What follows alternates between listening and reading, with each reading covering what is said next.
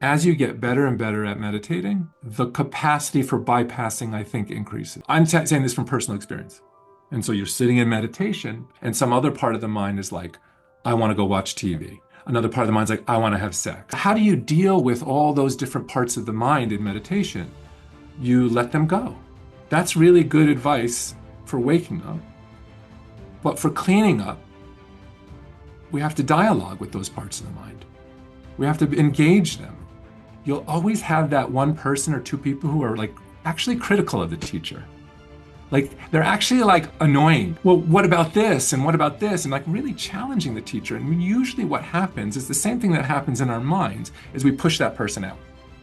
When a teacher loses their teacher, when their teacher dies, and when they get a divorce, look out.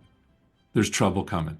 So how do I Mm. square cessation and the promise of cessation with the teachers? Like I mean, it's very complicated. And my point is not really to talk about John, but what can we learn as practitioners? Because I've never really talked about John. Like this is the most publicly I've ever talked about him. So you know when they say your life flashes before your eyes when you die? Like I was like, oh, this happens because my mind brought me back to every time I had hurt somebody, to the point of to where I went to like second grade, and there was this girl, Jennifer, who I made fun of because she was partially deaf. And I came out of that with this realization that sila, morality, is an insight. It's not like you should do this because it's the good thing to do. It's because you realize that everything I do is actually marked in the mind. If someone I love tells me something, even if it seems completely inaccurate, I'll ask the question, how is it true? The seeing of emptiness is a way to become fearless and therefore a way to really love. That's much more interesting to me at this point in my practice than stages or states or exploration of consciousness. I like all that stuff. I think it's important. But this is what's interesting to me at this point, is what's going to help me be more loving. Welcome, everyone. So the plan is I'm going to engage Matthew in conversation around a range of topics, mainly related to meditation. And then if there's time towards the end, we'll do a bit of Q&A. You can save up your questions for later, and then we can start to put them in the chat. Obviously, this is being recorded and will be sent to people who have signed up for that, and then could also be released later to YouTube and either excerpts of it or the whole thing. We're not sure. If you don't want to be on camera on YouTube, then just keep your question in the chat. But if you don't mind about that, then we'll also invite you to speak directly to camera if you want. Matthew, thank you so much for joining this call. I think it's been at least a year that I've been chasing you to, to do Last this. time I saw it, yeah, a year Yeah. ago. Yeah, with intermittent messages to see if you're ready. And since that time, you've become a father. So Yeah, yeah, congratulations on that. Um, thank you. yeah, and if it's okay, we'll dive straight in, or maybe just so everyone knows, we met in Portugal on a meditation co-live that Matthew was running. I was already familiar with this book.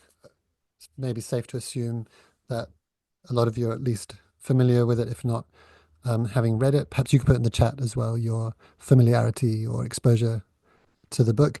Outside of this, I've understood from Matthew that you're not like a major public figure. You're not doing a lot of classes, this kind of thing. And at least one person was really excited that I managed to secure this conversation with you. He's like, wow, I've been writing to Matthew for a long time. And I was like, yeah, me too. So, we're honored, and I'm honored that you've made it here. And maybe before diving into some questions around the book and your perspectives on that, if you're cool to just maybe say a little bit about your journey into meditation and anything you want to share that you feel would be interesting about how you've ended up in the position of being an author of a meditation book, which I Yeah, imagine is thank you. parallel to you're a professor of you teach, is it social? So sociology, yeah, Yeah, yeah. yeah. Yes, I'm also a professor of sociology, and yes, I'm not really a kind of public figure, a Dharma teacher. And I think this is like the first exclusive. You are all on an exclusive podcast. So I'm not sure what I'm going to say today.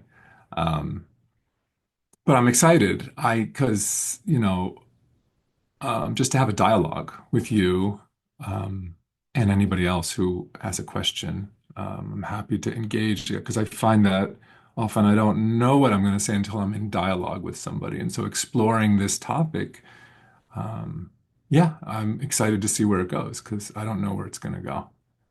So thank you, Amir, for asking me. Such a pleasure. Um, you can hear me okay? Really well. Yeah. Okay, good. All right.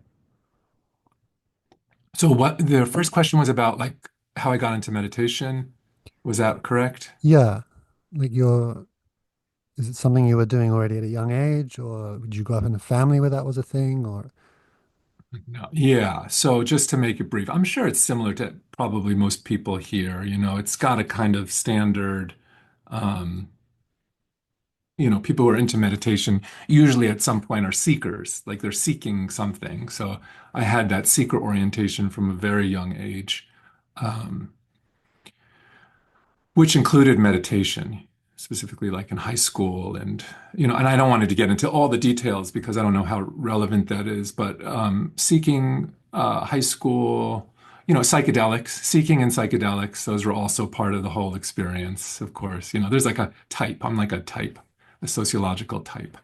Um, and so always exploring, always curious, interested in meditation. Um, Not just meditation, but just drawn towards what I would like vaguely call spirituality. At this point, I'm not quite sure what that term means, but just oriented in that direction. And I actually, when in that kind of seeking, for a variety of reasons, I went to a very small college in Prescott, Arizona called Prescott College. There's 350 students in the whole school. Um, and I got a degree in wilderness survival. Believe it or not, that's actually a degree. So I have actually, it's wilderness survival and outdoor education. And, it was in Arizona. I don't know if you've ever been to Arizona, but I'm from the East Coast. So if you know the East Coast and you know Arizona, for an East Coast guy to, get a degree in wilderness survival in Arizona, it's wild. It's like real wilderness, like a wilderness I had never understood. It's just so open and spacious and, miles and miles, hundreds of thousands of miles of open wilderness. And it just really was transformative. Again, I had a spiritual path. I mean, I had a meditation, but it was very vague and fuzzy. And then I was out in nature in the wilderness, and it really just kind of blew my doors off in terms of the spaciousness and the connection to what felt bigger than me, right? Bigger, the sacred. Um, and believe it or not, Prescott College had lots of interesting classes. And one of the classes I was signed up to take was avalanche forecasting. Um, for skiers, right? So I did all sorts of interesting classes like, whitewater kayaking and sea kayaking. And I signed up for an avalanche forecasting class. And you go out in your backcountry in Montana and you go on your skis. And I had actually hurt my knee. And I ended up I couldn't go on the class, and I ended up taking a yoga psychology class. And so that was one of the kind of pivotal moments of transformation where I got deeper into practice. Um, and then, uh, and then I'll just wrap this up soon. I think, again, having a spiritual practice, the yoga psychology, developing a serious yoga meditation practice, or more serious. And then I left college with a degree in wilderness survival, and I became an ultra-Orthodox Hasidic Jew. So black hat, black jacket, beard, Wow. yeah. So like 180 degrees, other direction. Um, Different kind of wilderness. it was wild for sure. It was definitely wild. What a wild world, So I was in that world for about 3 years. And even in that, I was drawn to people who were exploring kind of like Jewish meditations, more mystical types of meditations. And that whole tradition is revolved, the Hasidic one I was in for a little while, is revolved around a Rebbe, around a tzaddik, a master. And so that kind of relationship there's a long tradition in the Hasidism of spiritual masters and teachers. I mean, students and spiritual teachers. So I spent time in about 3 years, and then I eventually came out, went to graduate school. Again, still had a kind of on and off meditation practice. And it was only until more than 20 years ago, I think at this point, that I took a Goenka Vipassana retreat. I went on are you familiar with that? Goenka Vipassana? Yeah, I think it's quite a I'm thinking standard 10-day thing. I've done the same one. yeah. So, excuse me. So it was on that retreat, that first 10-day retreat, where the power of meditation became the center of my life. And, you know, I'll get into a little bit of to why, but when I was in graduate school finishing my dissertation, I was really struggling.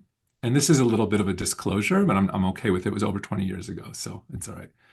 Um, and I was really struggling with my dissertation. And somebody I know who was very close to me said, listen, I was sitting on a couch and working and just trying to work, and I was just banging my head against the wall. And she came over to me and said, what's going on? I said, I'm working on my dissertation. She said, how's it going? And I said, terrible. And she said, would you like help? I said, oh, I can't believe it. I would love help. And so I thought she was going to sit down with me and work with me. Instead, she reached into her purse and opened a bottle and took out a pill. And she gave it to me. And I took the pill. I said, what is this? She said, it's Adderall. I said, oh, okay. I've never heard of it. I've never taken it. I took it. I couldn't believe it. I wrote and wrote and wrote, and I was just blown away. It just completely was, and I don't have ADD, so I'm not prescribed this. It's not, but I just had no idea how helpful it was. And so I got more of it. And eventually I finished my dissertation, and I finished my dissertation. I was still taking Adderall. And my very, very good friend, Will Duncan, who you know, Yes. he said, listen, you've got an addiction problem. And I looked at him and I said, you should, you are incorrect. That is not true. I do not have an addiction problem. And I'm going to prove it to you because I'm signed up for this 10-day Vipassana retreat. And I'm not going to take Adderall the whole time. So I went on the retreat, and the third day in that retreat, and so for people who don't know what Vipassana is, it's the Goenka Vipassana. It's a very intensive kind of boot camp where you're up at 4 in the morning. You're basically sitting an hour, a little bit of walking, sitting an hour up until 8 at night, and then you watch a video. It's very intensive, and it can be very profound. So on the third day of that retreat, and again, I had had a meditation practice prior to this, but it just wasn't consistent. It wasn't that serious. It was kind of scattered all over the place. So, on that retreat, on the third day, I was sitting and meditating, and in my mind's eye, uh, one of a pink Adderall pill with like kind of cartoon arms, like the black arms with the big white gloves and the black legs with the big feet, came up into my mind's eye and showed me the kind of grooves of craving that were being cut into my mind, the grasping. And I had realized then that even though I wasn't aware of it, the whole time I was on that retreat, I was planning when I got off how to get more pills. Huh. And so the minute that I saw that, the minute that I saw the way in which this pill was creating these kind of intense grooves in my psyche of craving, I dropped it and I never touched it again. Wow. And it was just mind blowing to me to see so clearly the effects of that. And so that was one of the experiences on that retreat that really was like, wow, meditate. By the way, I don't think that happens often. And I don't say go on, if you're addicted to something, don't go on a 10-day Vipassana retreat. Like that's not a good idea. Um, but for me, it was like, I can't believe the power of this practice to reveal to me something that I was hiding from myself. And then I had a number of other experiences on that retreat that just completely blew my doors off, and I just didn't realize the potential of meditation. And from that 10-day retreat on, I was completely committed. I was laser focused in wanting to go deeper with practice. So that's kind of the short That's version. that's in no way a typical cookie cutter story. I've never heard anything like that. So that was that was brilliant. Did you ever have that character come back? The Adderall No, I have spirit? had other characters. I've had other characters come back. It's interesting visually how visual images, we tend to be either like visually oriented in our minds or auditory, Mm, like we think in different ways. And it's been interesting to notice how much images play in meditation practice for me as catalysts to certain insight. It's just, and they often come in very cartoony figures. And one other cartoony figure, this was on a long retreat with actually in the stronghold with John. It was a very, like the Grim Reaper, and he came up very like a bad tattoo, like with the green face, green skull, the black, and like the side. Um, and man, it was like there was death. And it was really a profound experience. Although it was a cartoon, it really sent me into a kind of state of terror. oh wow. Yeah. Anyway, so yeah. It's also interesting because where I thought the story was going was you had such an amazing experience of focus with Adderall, but then got to the point you couldn't find it or take it anymore, and then someone came and said, "Hey, you can have that focus by training your attention." So the Yeah. story went quite a different direction. So just as a quick aside, can you or do you sometimes arrive at that state through meditation, that intense focus and creativity, or is it a state that you feel is unique to Adderall? I mean, Adderall is a very agitated focus. I see. Okay. It's a very energized, agitated focus. Um, and meditation is a very different type of focus. It's a relaxed focus. You Hmm. know, Adderall feels more like I'm in fight or flight focus. Like Hmm. I'm like buzzing I see. very loud. And I definitely have been buzzing in meditation, but in general, the focus in meditation is relaxed, a relaxed focus. Mm. People do come in with that kind of driven intensity.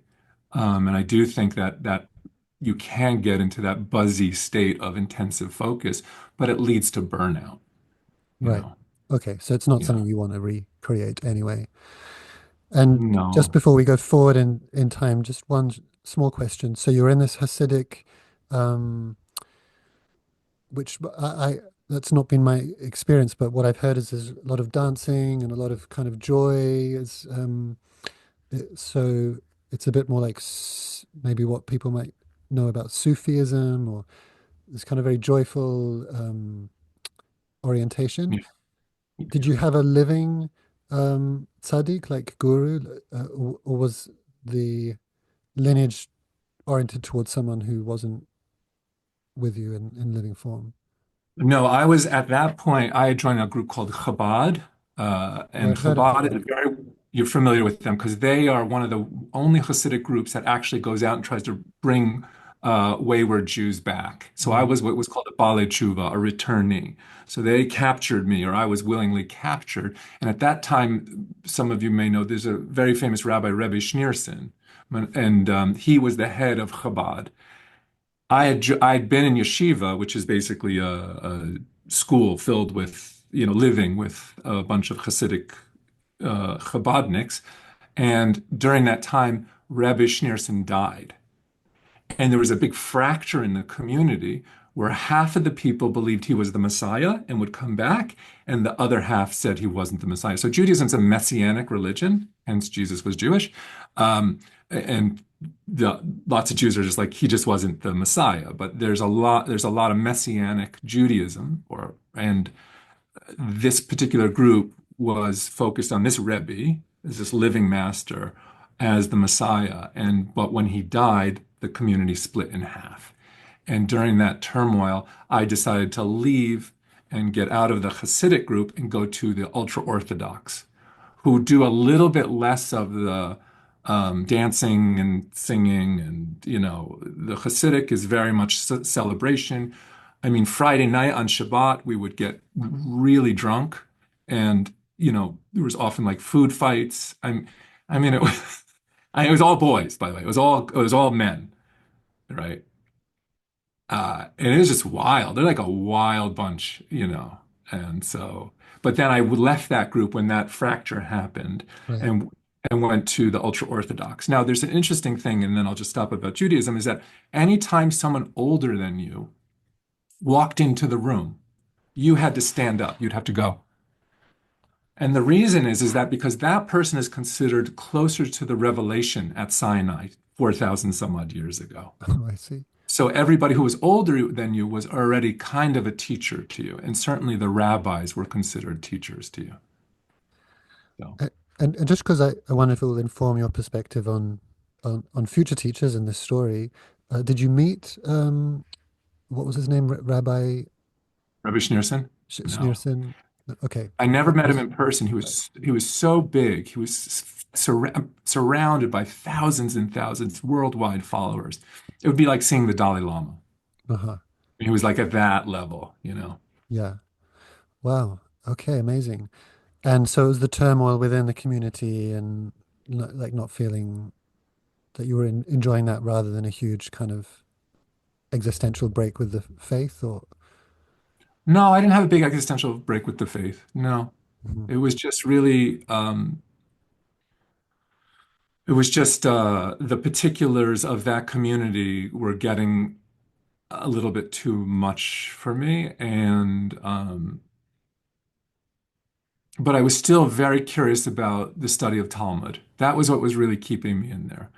The Talmudic study was just, I just had never encountered anything so intellectually meticulous. I don't know Tibetan Buddhism very well, but it's got that scholastic element, right? Where they're debating, and there's a way in which debate in Judaism, what is holy activity, practice is you study with a chavruta, with a partner. So you would be my partner. And we would study a track of Talmud. And in that interaction between us, that's where the divine is coming. That's the sacred practice. And so that's what I was intrigued by, was that interaction of the Talmud and the two people and the kind of sacredness that would come out of that. So yeah. so By the one way, I had no idea. I had no idea we were going to talk about no, this. me Like, neither. I didn't know any of this, so yeah, I find it fascinating, and yeah, also the contrast. I find the contrast fascinating because I don't know a, a ton about Buddhism, but my understanding is, well, it looks like, at least in this book, The Mind Illuminated, and I didn't read the whole thing. I kind of got up to like stage 4 or so, and that's where I felt like that's going to be a while before I get much further than that. I mean, I looked at stages 5 and 6 and beyond, but um, from memory, there's not a huge emphasis on imagery or cultivating imagery, as opposed to, say, my understanding of some Vajrayana or Tibetan Buddhist traditions where you're deliberately cultivating images. So, yeah, I'm curious that you weren't perhaps more drawn to that given your propensity to engage with images in that way. So maybe you can kind of take that and segue into how you ended up in working with John Yates and to what extent.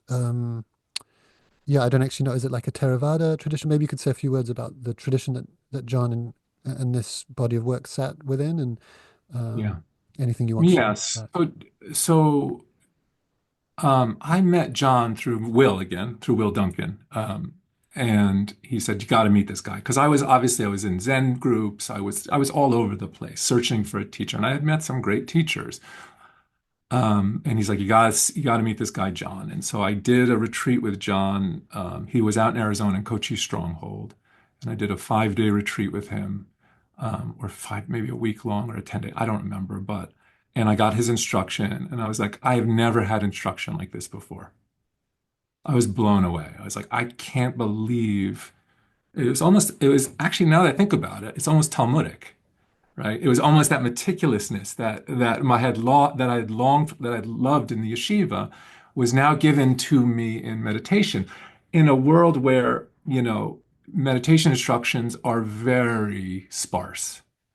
In my experience, I'd gone to like a Zen place and the instruction was like die on your cushion.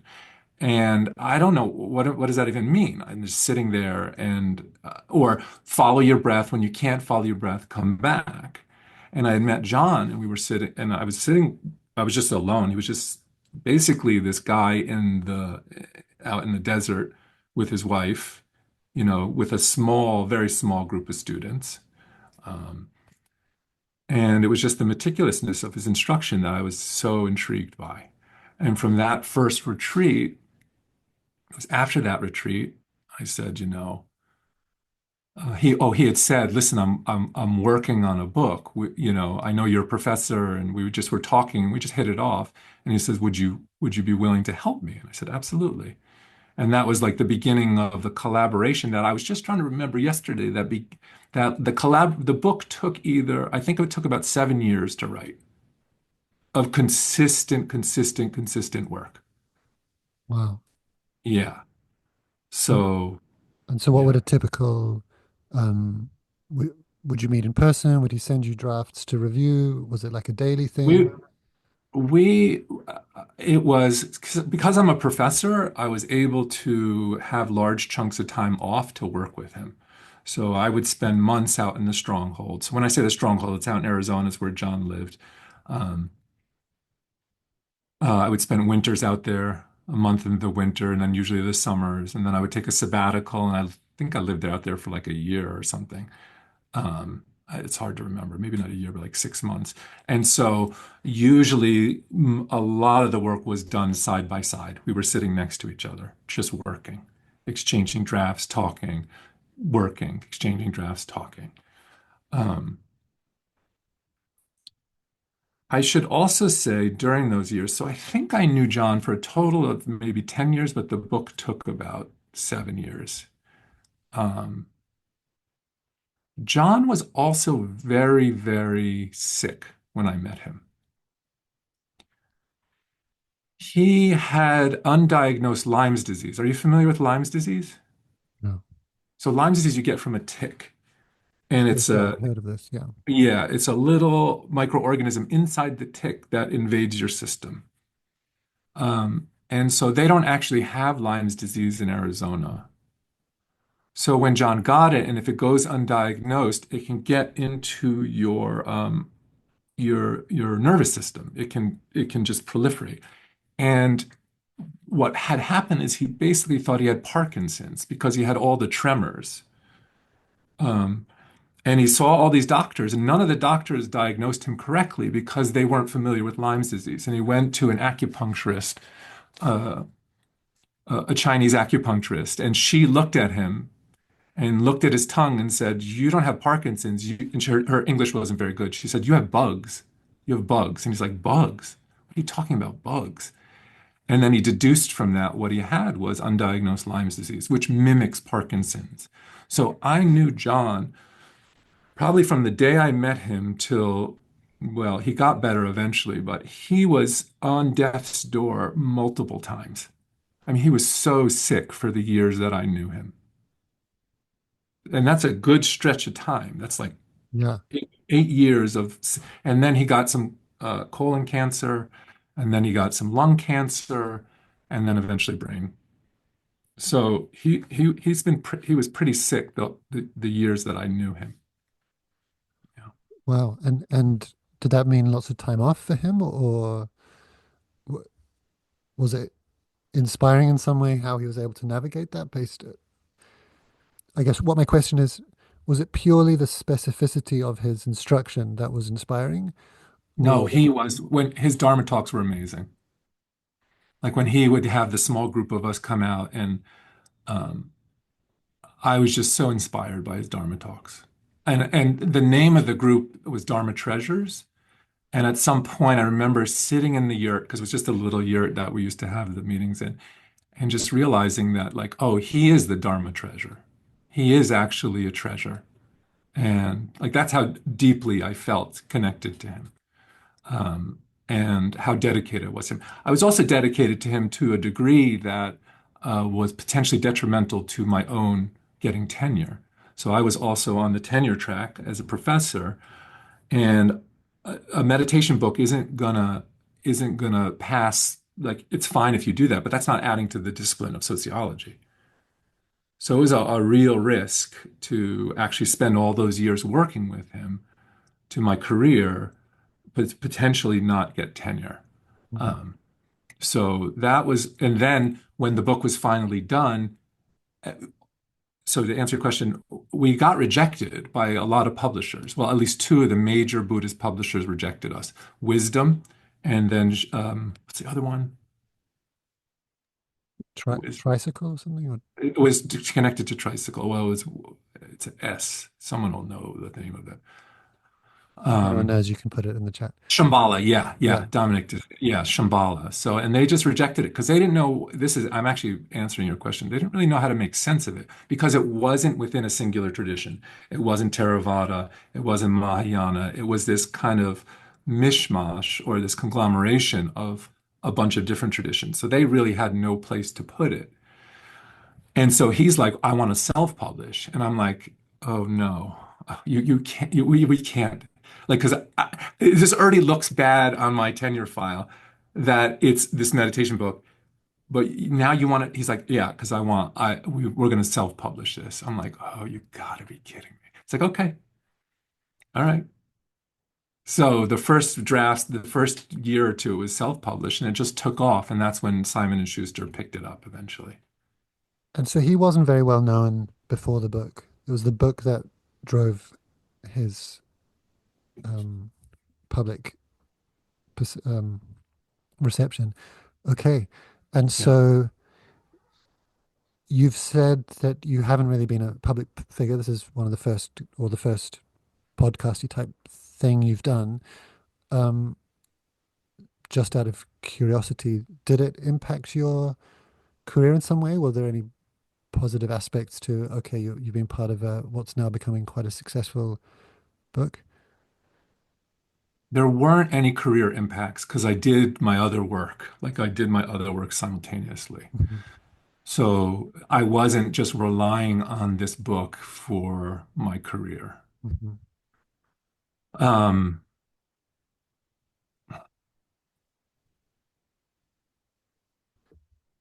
but so then your question was, were there No, that any other? yeah, Yeah. that was the question. And then Oh, I see. Yeah, yeah, whilst it was being written, because I guess you were his student at the same time as being a co-author, yeah.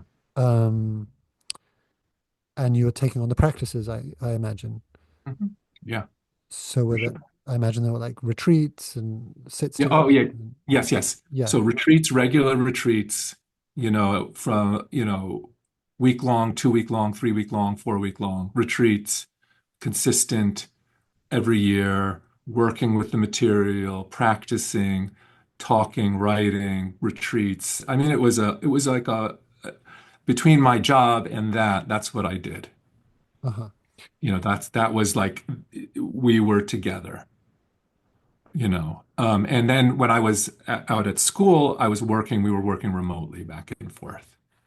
And then there's a Yeah. third person here, Jeremy Graves was, Yeah. what was Jeremy's involvement in the, Yeah, so Jeremy I love Jeremy. And so one of the things that was, John and I would fight, not fight, but we'd have real struggles.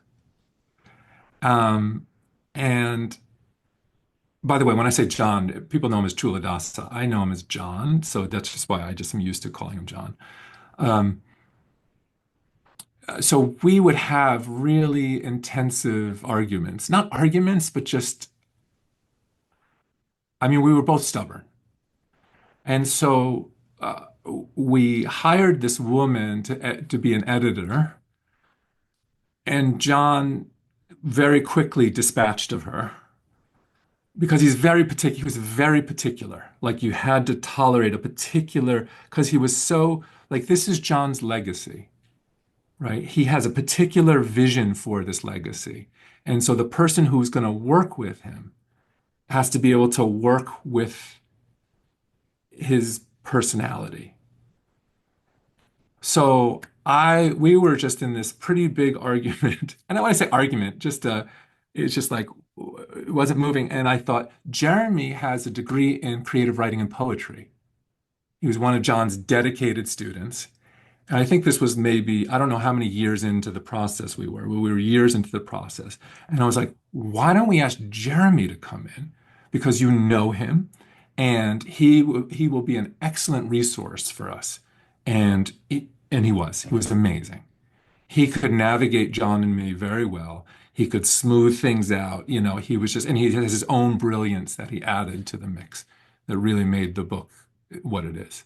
I'm surprised and pleased that it doesn't sound like John pulled rank and like, well, look, this is my, I invited you.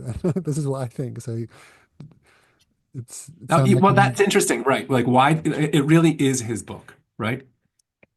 I often think about like, how would I describe when I was thinking about like how would I describe my involvement in our like what I was doing with him? And when I used to think about it as, Karl Marx had Frederick Engels. Like when I wanted to think highly of myself, I thought of myself as like the Frederick Engels to Karl Marx. Like Marx was the powerhouse. He was the intellectual weight, but Marx couldn't have been Marx without Engels, who was no slouch in his own right, but really he was the conduit for Marx. Now that's when I wanted to compliment myself. Like so, but I really do see this book as John's book. He had asked me if I want my picture on the back, and I said no. mm. It's not, I don't want it back there. And I'm glad I did that. And obviously it's been an enormous success. It's one of the books, if at least in spiritual circles that I've been in, that get mentioned quite quickly. You've kind of got The Power of Now, and you've got various other ones, I Am That are behind me, and then very quickly The Mind Illuminated comes up in these conversations. Did that take you by surprise? And I'll put two questions in one. Um, what are you most proud about the book? Okay. So the first piece, I think part of the success of the book is the timing of it. So most meditation books have, at least at that point, and we're talking about 2010, 2015, when it was released, 2015. I think the self-published was 2014 or 2015. Most meditation books had kind of three elements to it. They had a lot of personal narrative, personal story. They had a little Dharma philosophy and a little bit of instruction.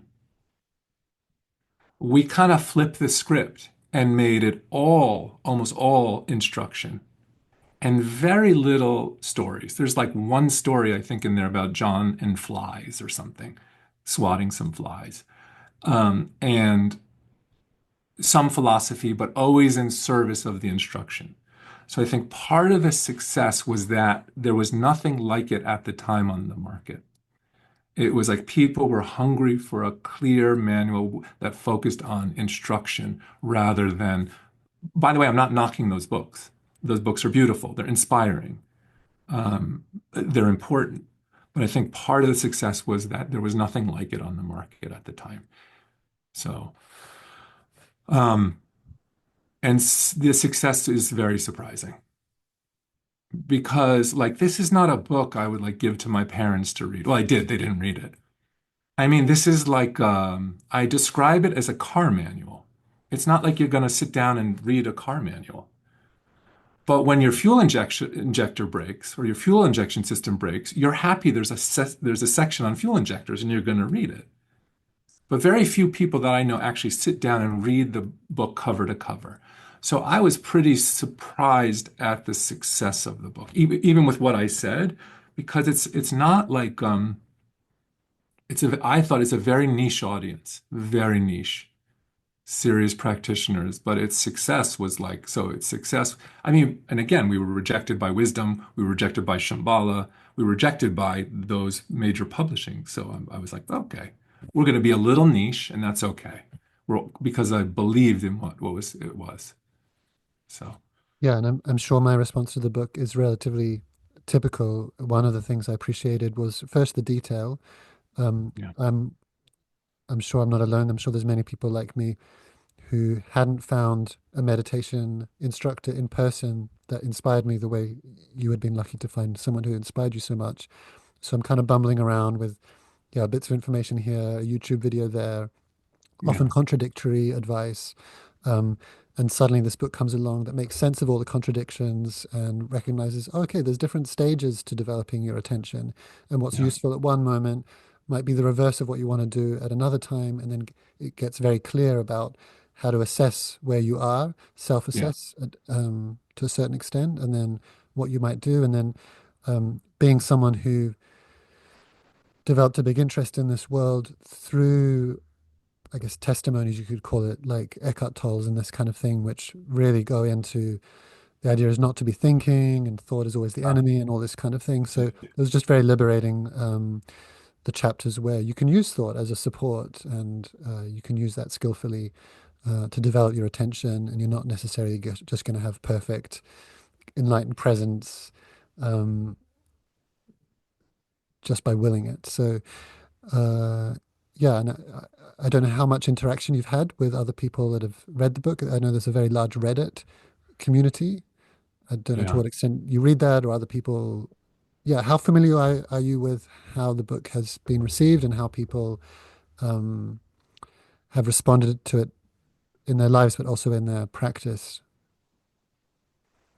So I am like I have seen the Reddit. I think there's like 50,000 people on Reddit or something crazy like that on that TMI Reddit thread.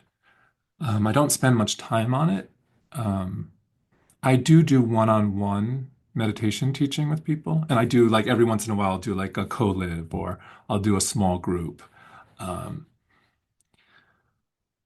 but for people who find the book, it's similar to you. It's like there's a relief. It's like, oh, there's a process here. It's not just that you can die on your cushion.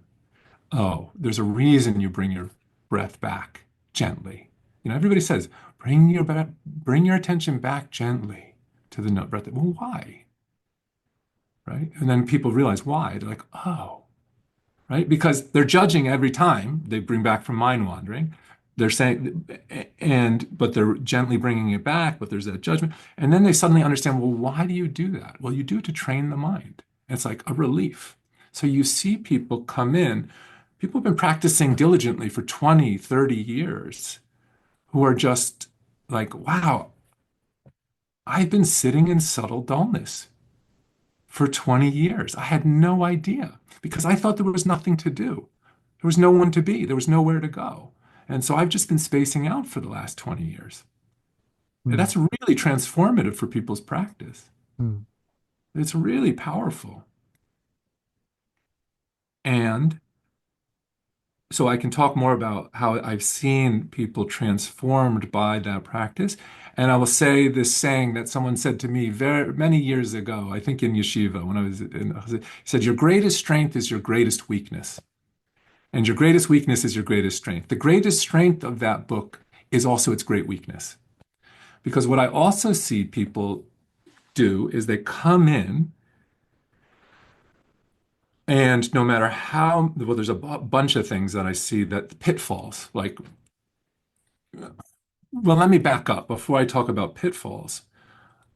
I think another thing that is powerful about the book is that it provides, I think just that elephant path book provides inspiration. I mean, the elephant path diagram, that idea that there are stages is inspiring to people. It's like, oh, there's somewhere to go, and I can explore my mind systematically, right? And I think there's just like this. One of the big drivers for me after that Vipassana retreat was the exploration of consciousness. So why do people start meditating? They start meditating for all sorts of reasons. But one is for enlightenment or awakening, one is for exploring consciousness, and the third is like just a little more peace of mind or physiological reasons because it's good for you. I was really driven by altered states of consciousness when I first started meditating. Like that was what was interesting to me. So to see that there's a path where I can explore my consciousness systematically, which is, and I think that is the case for a lot of people. It's just inspiring. The other thing I think, one of the great things about the book is it allows you, are you familiar with that term deliberate practice? Do you Um, know that? Not at the top of my head.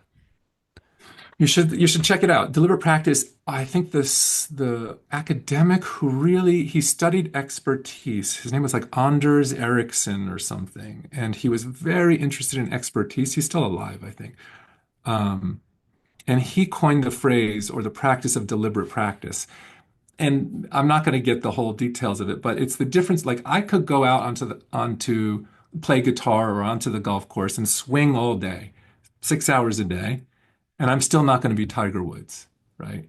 I can play my guitar all day long, and I'm still not going to be, I don't know, Jimi Hendrix, right?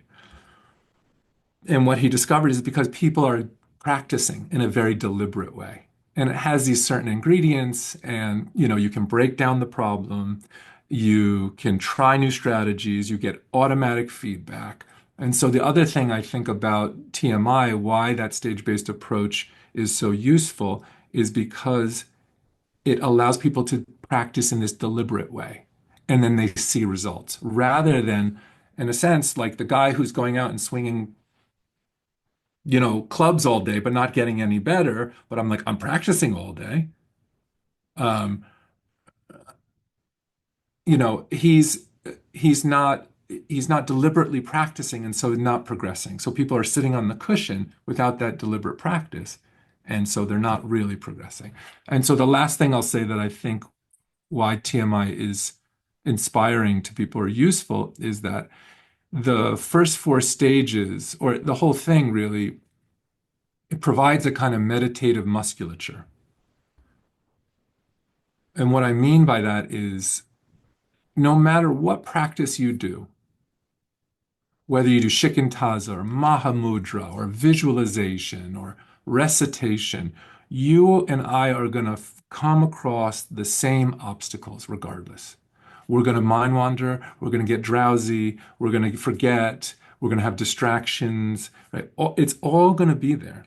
So what I think what inspires people about TMI is that it's dealing with the kind of fundamentals of a mind of all most human minds, and thereby giving it's like going to the gym, right? It's like a gym, and then when you do any other practice, you're going to be that much stronger at it because you've got like it's just like you've got the kind of cognitive musculature to actually do shikantaza a little bit better or to do mahamudra a little bit better. So I think that's one of its great strengths is it provides that kind of framework of here's the way minds work. Here are the obstacles. Here's how to work with them. Doesn't matter what practice you do, you're going to face these. So let me stop here for a second because I've been talking for a bit. No, no, it's brilliant. Everything you're saying is right on point. And one thing that struck me was how you noticed your motivation was an exploratory one more than a striving for an awakening or enlightenment.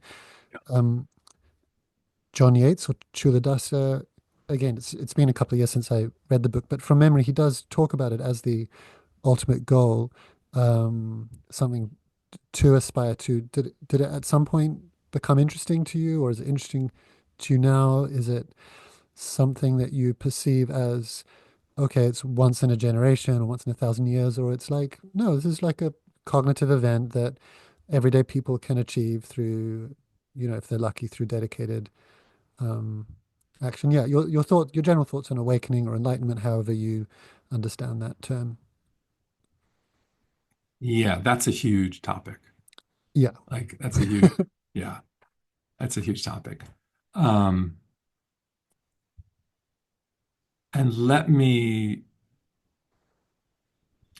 say this before I get to that is I wanna before we transition to that, because I want to get to that, I want to talk about the kind of some of the downsides of TMI. Like I've just praised it.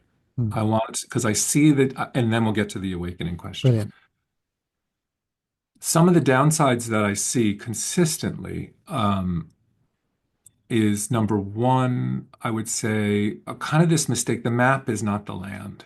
And no matter how many times we say it in the book, people come in, and when I say the map is not the land, I mean it kind of in two ways. The first way is that people expect this linear progress. And if I was to redraw that elephant and monkey map, it would be no, it would be this. But have you ever played Chutes and Ladders as a kid? I Yeah, think yeah, it's it's called like called Snakes and Ladders or something. snakes and ladders. Yeah. You would go up and you would slide down, and then you would go up and you'd slide down. Like it's definitely not linear. And so I see a lot of people struggling with that linearity. That and the map is not the land, right? And so that's one way I see the problem. The other is this tendency for people to kind of want their experience to mimic the map. You froze, Amir. Are you there? Yep, Yeah. I can still see you. Okay. Um, so this way in which people um, push want their experience to line up with the map. Um, then so that's kind of one problem. The map is not the land problem. The bigger one, I think, the bigger problem is striving. I mean, you give a bunch of A-type Americans or Europeans or whoever A-types a map that says meditation is goal driven. I mean, the striving that creates, okay. And it doesn't matter how much it's just, and this is the thing, in the United States at least, we're rewarded for accomplishing. Like it's the culture rewards you for your drivenness. Um, I think there's a deep Protestantism in American Buddhism, at least, where we're driven and we never know that we're actually ever saved, and that kind of old Protestantism. But we're driven, the culture rewards us for being driven. And what ends up happening, and it tends to mostly be young men, is kind of meditative ego is built up. Oh, what stage are you at? Oh, and it can be very, quote, subtle, but it's like it becomes a kind of competition. It becomes, it can lead to building up the very thing we're trying to see through, which is my sense of self. Hmm. But more often that what happens is because you do have some success. I mean, that's the other thing. People will have some success and they'll be like, wow, I'm pretty good, right? I'm not, now I'm at stage 6 and. And then the other thing, more often what happens is people see the map, they're not where they want to be, and they get frustrated, and they willpower, and they push, and they push, and they get frustrated and agitated, and then they eventually burn out, right? So it's the craving of, I'm at stage 3 and I want to be at stage 5. And so I'm unhappy where I am here. So I would say to people, anytime you feel restless, if you're doing TMI, anytime you feel restless or irritable or impatient, the likelihood is that where you are and where you want to be are in conflict. Right? Anytime that irritation comes up, restlessness, agitation, it's usually the case of you're craving for something else and you're in a state of aversion because the map is promising you, well, I want to be at stage 10, shamatha, and I'm only at stage 6 or whatever it is. So I see craving as a real problem. And a lot of people who come see me when we do one-on-one, they've gotten some success. And I realize that they're stuck because they're so focused on the map that it's blocking them. And so I say, let's not do TMI anymore. Let's just take a break from that. A lot of the people who actually come we end up doing that. Like, let's just take a break from TMI. And then the last thing I'll say, which is probably in terms of the But they'll downfall. keep meditating, like, but just Yeah, maybe yeah. just Oh, sitting, yeah. just relaxing, but not having this kind of focus on Yeah. stages and yeah. Stages and states and all that stuff that creates striving and craving. Mm. Then they Yeah. can go die on a cushion. Yeah, Yeah. exactly. And then, the last thing I'd say, and this is probably the most complicated one, is, as you get better and better at meditating, in quotes, as you're able to enter more and more kind of bliss states, pleasure states, um, the capacity for bypassing, I think, increases. The capacity for bypassing my bullshit increases. I'm saying this from personal experience. It is true that in order to progress, you do have to kind of confront the stuff that blocks you, the kind of purifications. Those will come up. And this is where it gets a little tricky. You do, as you progress, you do have to take care of that uncared for material. But as you get better and better, it does seem to me that, or it's possible that if I can enter into very deeply pleasurable, relaxed, or blissful states, it's a good way to avoid some really unpleasant stuff about myself. Yeah. So, so the capacity to bypass, I think, is also um, built into TMI and probably into any practice, I'm guessing. That'd be my guess. Yeah. Yeah. And I suppose thank you for that. It's really useful and hopefully useful for others as well. Um, have you noticed any useful advice, or how do you how do you not do that? Have you is it just cool? You're probably in a spiritual bypass for a while until you don't, or is there some? Because yeah, I've observed that. I don't, I don't think I've ever really got past stage four. But even at early stages of meditation, I think I've observed that it's possible to do that in myself, and I think I've observed it in others. Yeah, I think it's just, I mean, John is a great example of that, with the whole, I mean, not a great example, but I'll just talk about myself is that, you know, I just assume I'm bypassing. Mm. I just assume it. I'll say another thing. Not only do I assume it, I also,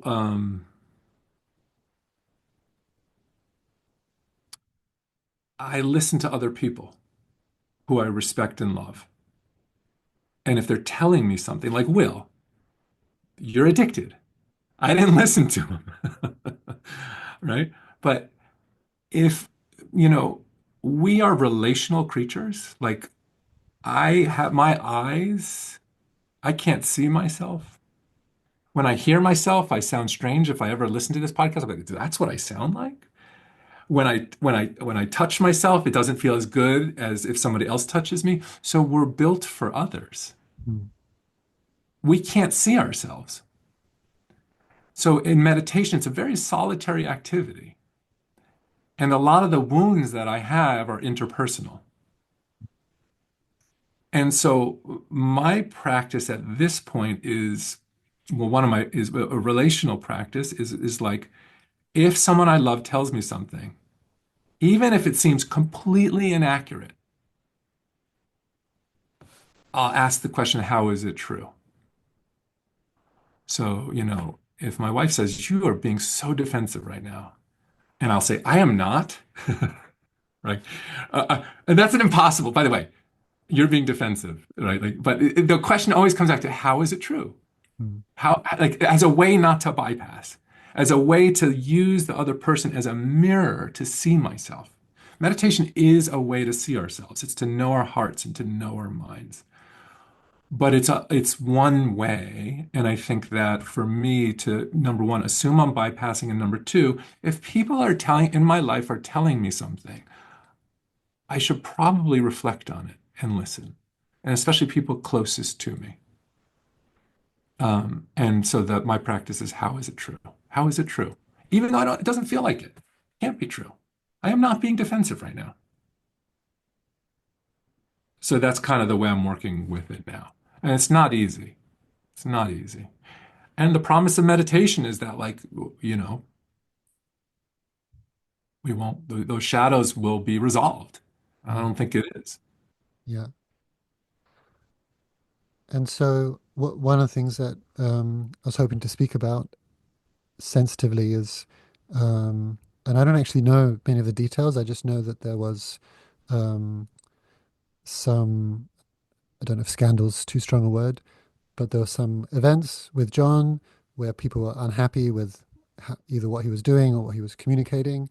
Um, and I read some of a letter he wrote in response, which from memory, and this is again, it was a couple of years ago I read it, so this correct me if I'm totally off. But he was saying something around that he was kind of stuck in a certain state of just being in the now. I think, you know, don't remember his exact words, but the impression I got is that he was somewhat dissociated in a very pleasant way, and then wasn't confronting certain things on account of that. Um, so obviously, I'm sure you don't, and I don't want either for this to become a kind of um, list of things that some John or anyone else did wrong, but more as I'm hoping what the conversation might do or your reflections might do is I see the West in this position now of adopting these very powerful practices that had mainly been developed in the East. Obviously, there's meditation, wisdom, and practices in the West, but a lot of what's being adopted now comes from the East. It's very powerful. We don't necessarily have communities and tools to navigate a lot of these difficulties. And we don't necessarily want to do it the way it has traditionally been done in the East, which had a particular culture. And so, one thing I'm curious about being enamored of these practices is how do we adapt our culture, or what do we need to develop to um, successfully incorporate and integrate these things in healthy ways as communities and as student-teacher relationships. So, this is a huge question, but any thoughts you want to share on that, or lessons that you think maybe John might have shared with you of like, oh, wow, I might have done this differently, or what you wished could have happened. Yeah. So this is like we're getting into the real territory here, like because you asked me, well, what is it? What do you think about awakening? And then how do we understand, you know, people who are making claims about their states and behaving badly? And I have more questions for sure. I think it's an interesting exploration. And the first thing I'll say is this. Anybody who this has happened to, where you've been very close to a teacher and that they behave badly, and John really did behave pretty badly. And and we could talk about like, and I agree with you. I don't want to scandalize John. I'm not interested because John's not alone. I mean, he is not the sole person. Like this is like common. This is not unusual. This is like, oh, somebody else is in a scandal. I mean, there's just like it's find me one who's not, you know. So I would say though this, as we talk about it in a kind of intellectual way, know that if I think for most people who this happens to, it's heartbreaking, right? So I hold that. I think it's an important conversation, and I just know that we can talk about it in a way that's very intellectual and very important. And yet, for the people who have gone through that, and for myself as well, there's a lot of grief and pain. Mm, You know, this is someone who I was, who was, we were, you know, hindsight is 2020. I didn't really, in some ways, know John, but I knew him. Like we were very close. I admired him. He was my teacher. And the way in which he behaved had real impact. Um, So I want to just put that out there. It's like I recognize the emotional intensity for anybody who has had this experience. It's very, very emotionally difficult. mm, And I think one of the things that we see with John and we see with a whole bunch of other teachers is that what I was just talking about, where you listen to the people that are closest to you, they stop doing that. You see this common pattern.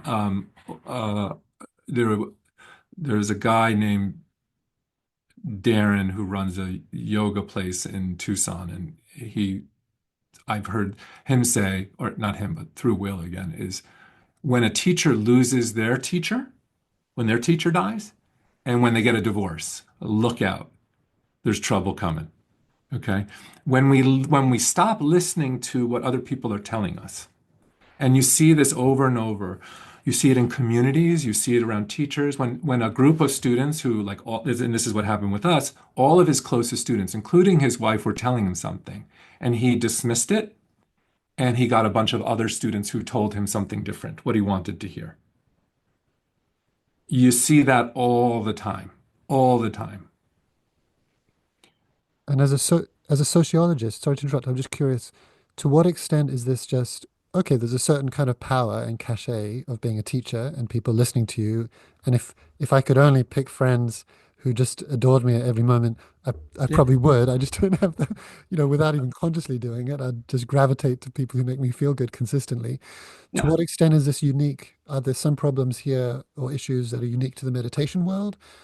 Or is it just like this is just what comes with, being a university teacher that's successful or being yeah. Can you Or identify being anything unique to meditation teaching per se? No, I think look at our president. I mean, our not your president, our president. I mean, he surrounds himself with people who say yes to him, and anybody who says no to him, he pushes out. Mm, It's everywhere. mm, So it's not unique, but I think the uniqueness of the spiritual or the meditative world is the claim that we're awakened and knowing ourselves in a deep and profound way where the normal reflexes of craving and aversion and delusion have been uprooted. Right. So that's where the kind of the difference is that the what we're engaged in here is a kind of liberation from suffering. mm, Right. So I would say that's what's unique. Um, I think that John didn't have a teacher, and what you'll see a lot of, and with lots of teachers who kind of go rogue or act badly, is like they don't have a teacher. They break free of their tradition. Traditions are stuffy and they can suffocate you, but they also have checks and balances in them that are designed. Like I don't know, again, I don't know the Tibetan system, but I think the Dalai Lama has a teacher too. And the Dalai Lama's teacher has a teacher, right? So there's a system of checks and balances that is in place in a tradition. I don't know if that can be reimagined in the West. Um, but I do know that, John and most teachers don't have any peers. Like when you don't have peers and people who can call you on your shit, um, you know, that's going to be a problem. And so every teacher needs a peer, someone who's going to like really be like, listen, mm, know when you're veering off. Again, doesn't guarantee that that teacher's going to listen. And John didn't listen. He didn't listen to me. He didn't listen to anybody. He thought we were attacking him. He thought all sorts of things. And I understand, he's like, this is my private life. This is my private life, what I do in my private life. And I said to him, I said, John, you can have a private life, but as a public Dharma teacher, you can't have a secret life. There's a difference between a private life and a secret life. And I actually didn't even care what he was doing.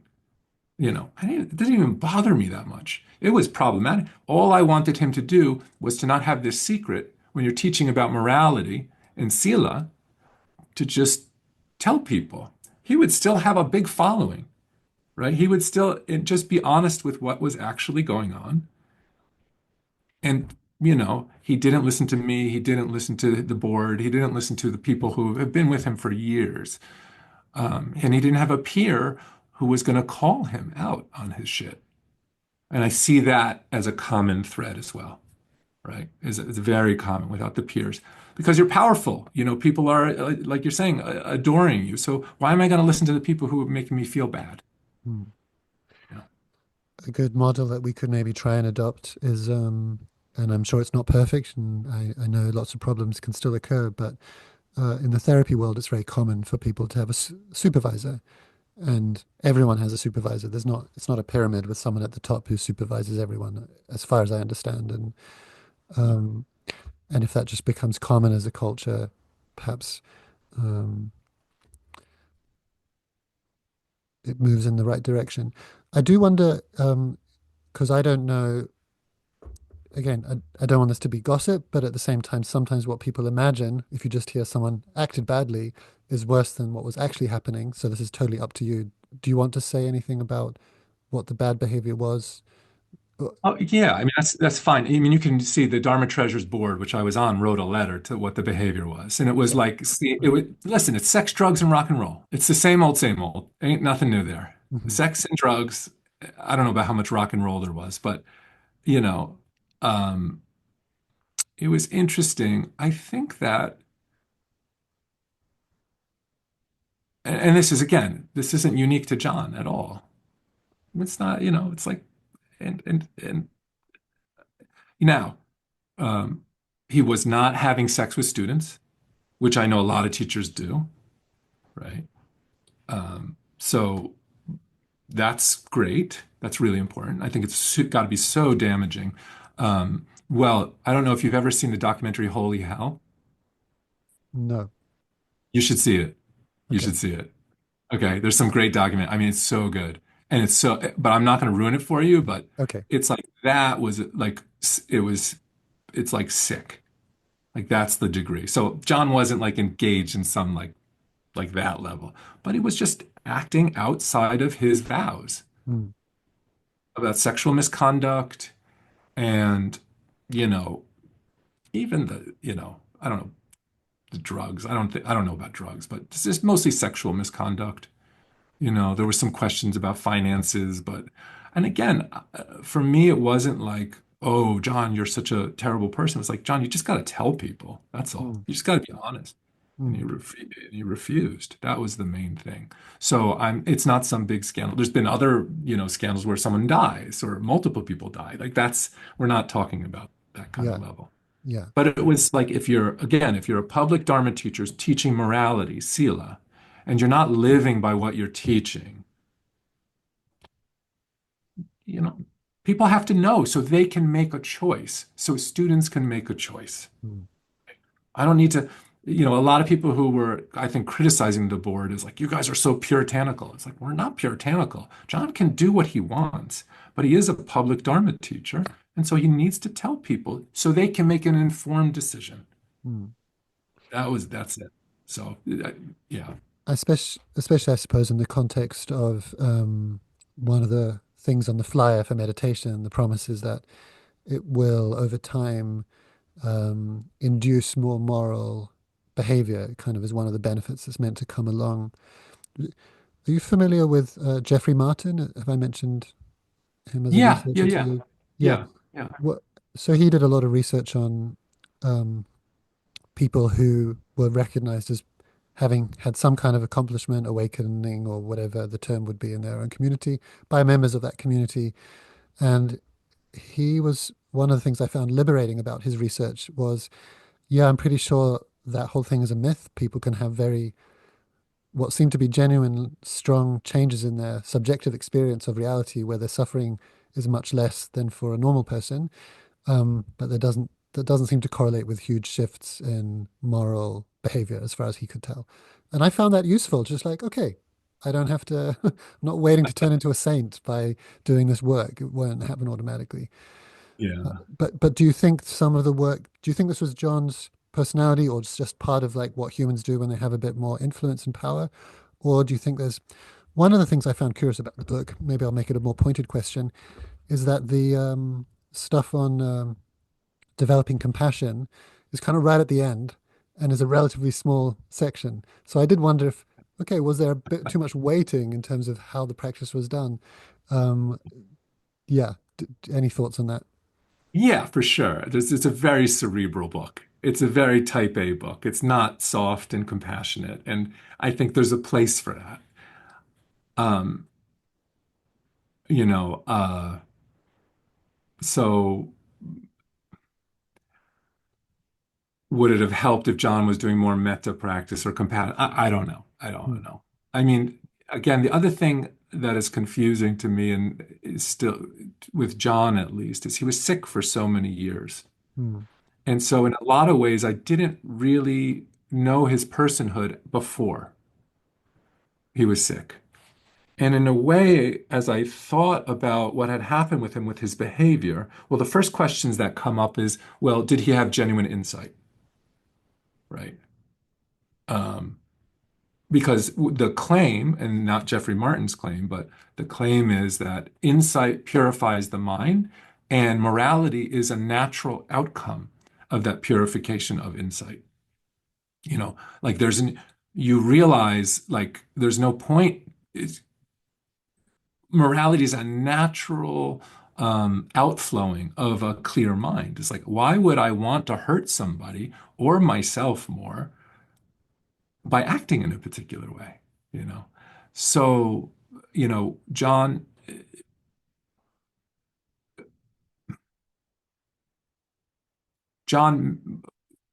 probably, so let me go back to my point. He was sick for all the years I knew him. And I think his illness, I used to think about it as his monastery. It was keeping his other drives kind of in check. It was like his monastic walls. And so when he got better, the monastic walls began to crumble. And you had a lot of success with the book. You've got some money. You've got people who are following you. You're feeling better. The monastic walls are falling. And some other part, unintegrated part of his personality could reemerge in some way. I wrote an article kind of about this as he was coming out. It's like the difference between waking up and cleaning up. It's in Elephant Journal. So I wrote that just to try to figure out for myself, like, how do I understand that? And in that article I wrote a while ago, I don't know if I still agree with it, but I said meditation is really good for waking up. And this is Ken Wilber, by the way, his distinction between waking up and cleaning up. Um, and by the way, people really hate on Ken Wilber. I never realized it until I wrote that. And people were like, Ken Wilber, oh, you lost me there. I'm like, why are people hating on Ken Wilber? Like, what? I mean, this is like a whole other mystery to me. It's like Freud bashing or something. But anyway, I thought it was a good idea. Waking up, meditation, in that article I argued is meditation is a really good tool for waking up, but not necessarily for cleaning up our shadowy stuff. And why is that? In that article, I said because we are, and we say this in TMI, the mind system, we are multiple. We are not a singular thing. And we were thinking about titling the book, um, not The Mind Illuminated, but The Unification of the Mind. And I would say the unification of the minds, because what we are, in like internal family systems, psychosynthesis, even Freud realized, like, listen, we're not a unified thing. We're actually, in Freud's model, we're not just not only not unified, we're at war with ourselves. And we use that model in The Mind Illuminated, not that one, but it's not that we're at war with ourselves, but different minds have different ideas of what is going to bring us pleasure and happiness. And so you're sitting in meditation, focusing on the breath, and some other part of the mind is like, I want to go watch TV. Another part of the mind's like, I want to have sex. Another part of the mind, and so those distractions are just other subminds throwing in their 2 cents to the one mind that wants to meditate. So TMI, the progression is a unification of the mind. Well, how do you deal with all those different parts of the mind in meditation? You let them go. You let them be.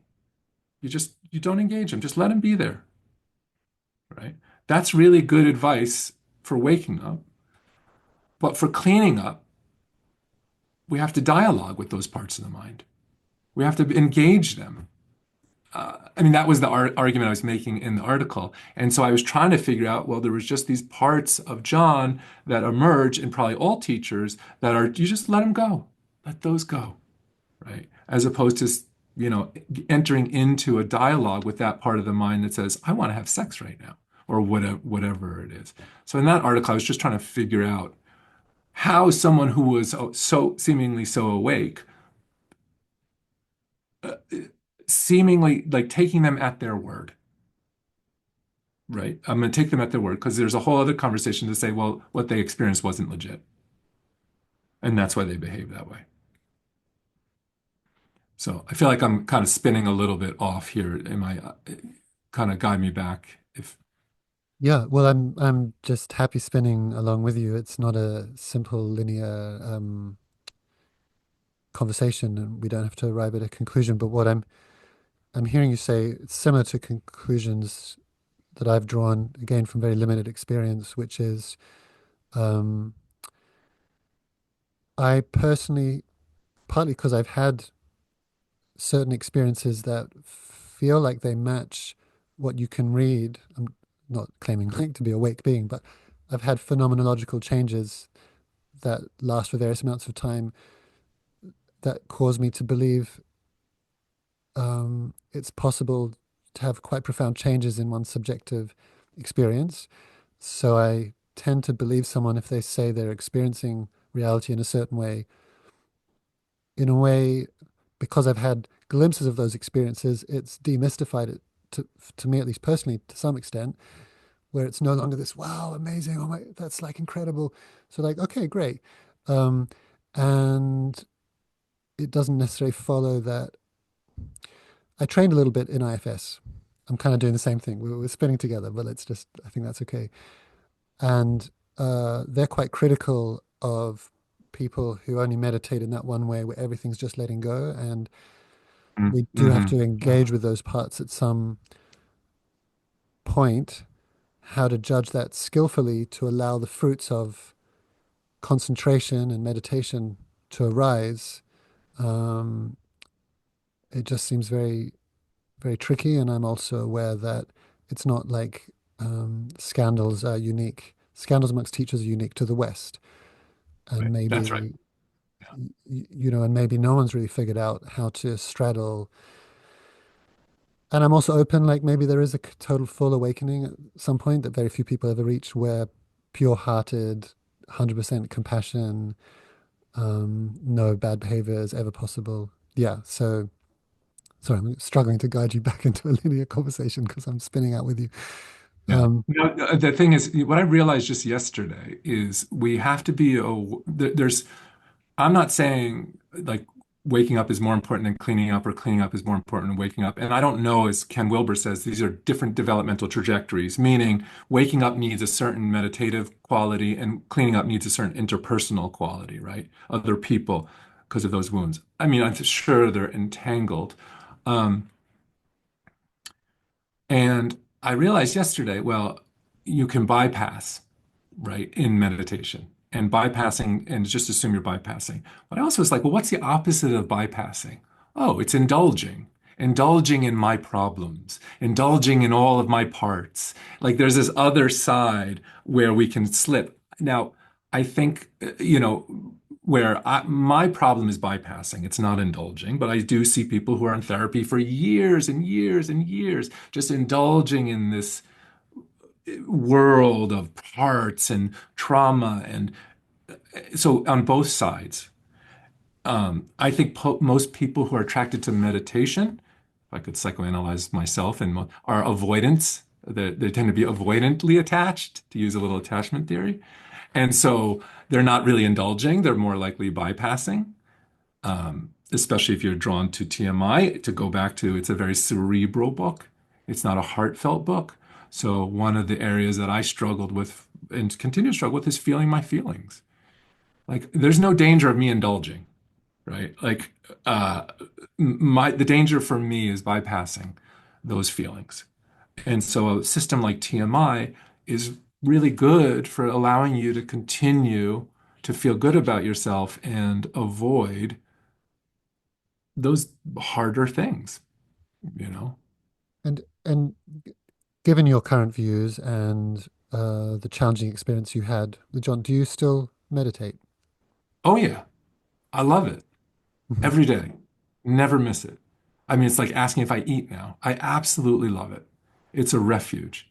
It's such a deep, deep place for me that I just never, Mhm. So I think what I yeah. hear you saying is, well, there's a lot of beauty to be had in this path, and there is a shadow to it, and the best we can do is just be aware that there's a shadow and that it's going to come up. Yeah, And and just listen to the people around you who you love and respect. Like being what did Thich Nhat Hanh, community is the guru of the future. Listen to the people around you. By the way, this is something I'll say also as a sociologist, like the internal world mimics the outer external world mimics the internal world and vice versa. When you have a community that's around a teacher, you'll always have that one person or two people who are like actually critical of the teacher.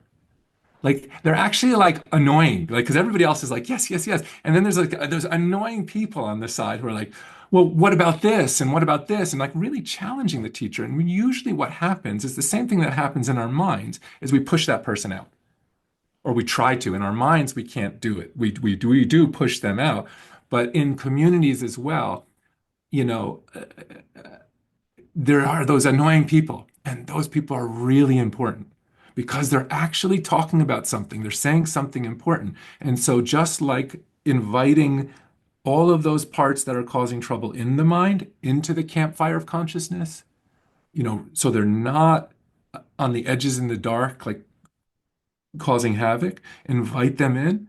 Those people who are critical of the community should be invited in as well. Most often, more often than not, they're pushed out. You can see that. And I can see that in a number of communities that I've observed. You'll see it over and over. And it's a real loss for the community to grow as well. Did you ever read World War Z? No, Okay, it's this obviously fictional book set after the zombie apocalypse, okay. going country by country, looking at how they dealt with the apocalypse and how they're doing now, and all the different responses. And it's actually a very interesting book from a sociological perspective as well. And there's a chapter in which they discuss a nation that have a policy of the 10th man. Let's say everyone agrees with a thing, but there's one person that doesn't. We give that person some funding. It's like, it can be like the craziest theory, but we don't push them out. Like, okay, you go and investigate that because if it's true, we need to know about it. Yeah. And so in my mind, I'm creating like a little list of, not that I have any power or influence other than putting this out on YouTube and hopefully some people watching it.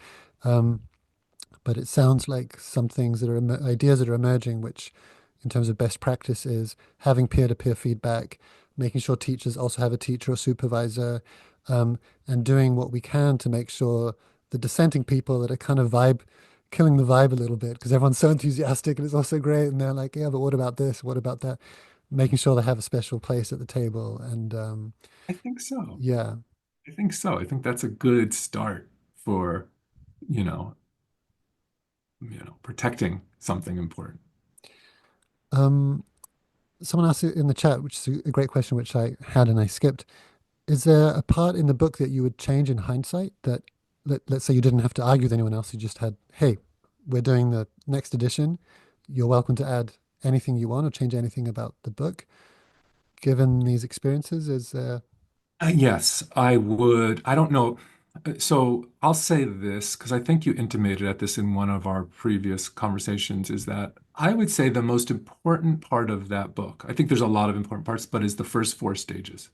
That's really the foundation. I think those first four stages are really important for, like I said, doing other practices. So, and what you'll notice actually is actually up until stage six is important as well. I mean, up to stage six. But if you'll notice in the book, as it goes past stage six, the instructions get sparser and sparser. And the reason is because human minds are very similar in a lot of ways in terms of mind wandering, distractions, sleepiness. They're very similar in those first four stages. They're pretty universal.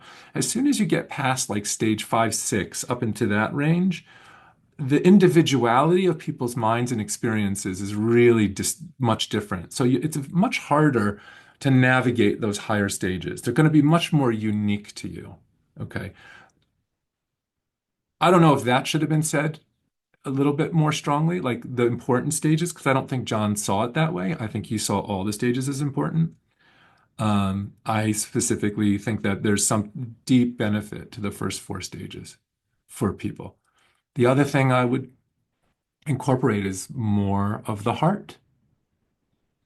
I don't know how, but more relaxation, more the map is not the land, more just like because the pitfalls that I see, I would just correct it in that way, right? I mean, I don't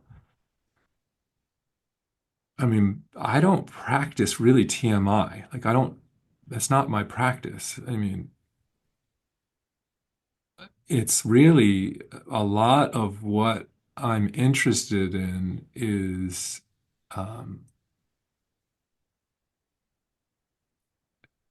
these days at least, is relaxing the mind. Just keep relaxing it, keep relaxing it, keep relaxing it. It's a very profound practice because what is the opposite of relaxation is craving, right? Craving, wanting. Every time I have a little mind wander, that's just a little craving. So just relax that craving, relax the craving, relax the craving.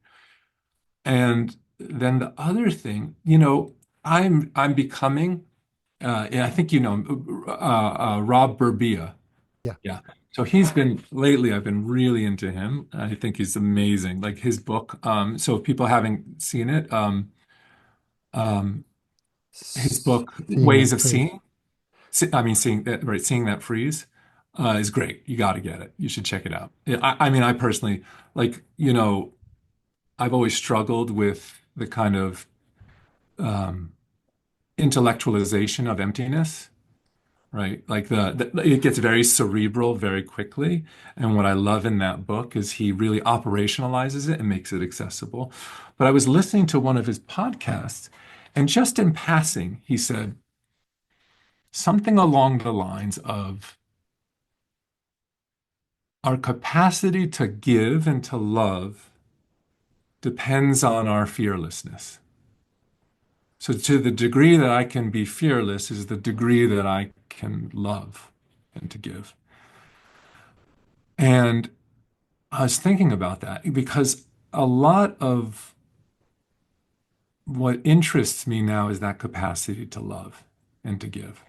Like that's really interesting to me. And if you think about fear, which I mean, he doesn't really talk about it, but what he's saying is that the seeing of emptiness, so to call it, the experience of nibbana, is a way to become fearless and therefore a way to really love, right? So let's take that a little bit. And I think that there's probably a whole bunch of other ways to become fearless.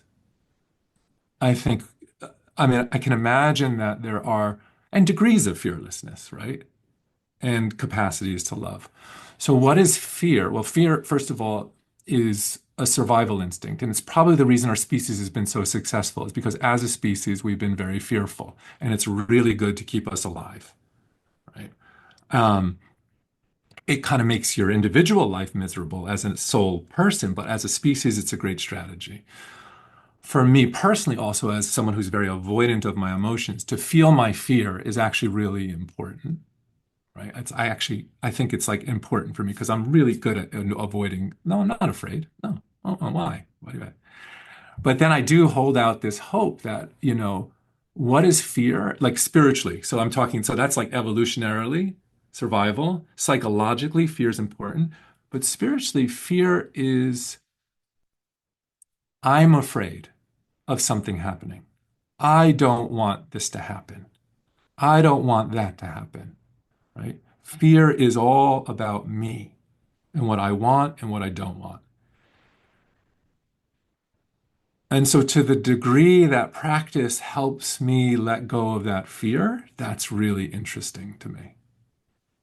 And if awakening is like, I mean, this is the question that's kind of left on the table. Like, what is the promise of awakening? Is it fearlessness? I don't know. I am definitely not fear free or fearless. But what's most interesting to me is what comes out of that is a capacity to love, right? A capacity to give to other people. That's much more interesting to me at this point in my practice than stages or states or exploration of consciousness. I like all that stuff. I think it's important. But this is what's interesting to me at this point is what's going to help me um, be more loving, you know. Yeah. So